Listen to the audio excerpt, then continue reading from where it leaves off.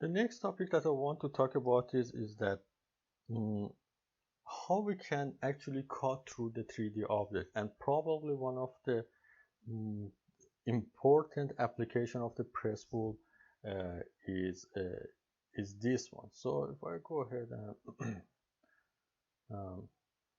have this and assume I'm gonna create a box here. So some box here. Now assume I want to create a hole inside that box. How I'm gonna do that? So the very first thing that I need to do that is that I have to create the cross section of that hole on the surface I want to create a hole. So assume I want the circular hole goes through that top surface to the bottom.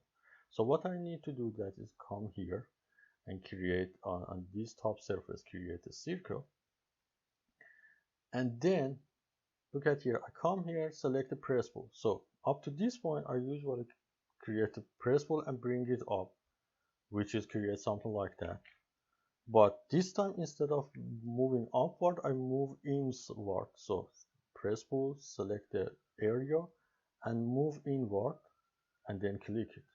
And it's gonna remove that part from that object that you have. So if I come here and rotate it, you will see it's created the hole for me. If I go all the way through this time, but I can only go, for example, partially through. If I select this one and move it all the way through, it's gonna create the hole all the way through and press enter. So you can see that it's gonna be all the way through. But if I don't go all the way through, um, if I only partial go, so I select that area and move it a little bit down to the whatever depth I want, then press enter. It's gonna be only cut through that part of the object I wanted. So if I come here and change this to X-ray, so you can see it goes on the up to that point. So depend on how far you want your hole width.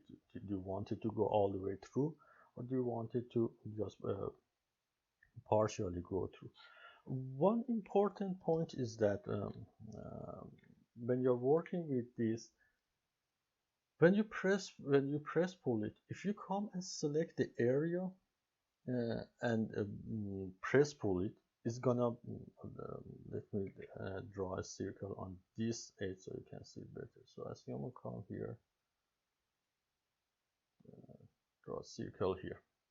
So if I come here, press pull it and select this area and move it all the way through, it's gonna create a hole, as you can see it here. But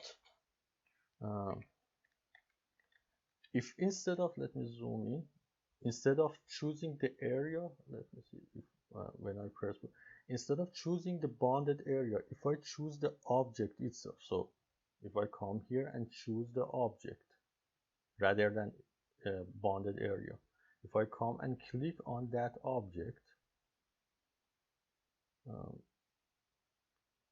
like that, and then I move it, you'll see it's gonna create a although I move it inside the object, but it's going to create a 3D object for us. So if you want to create it, if you want to create a hole, make sure that you click on do not click on the boundary of object. Click on the area that's surrounded by the object.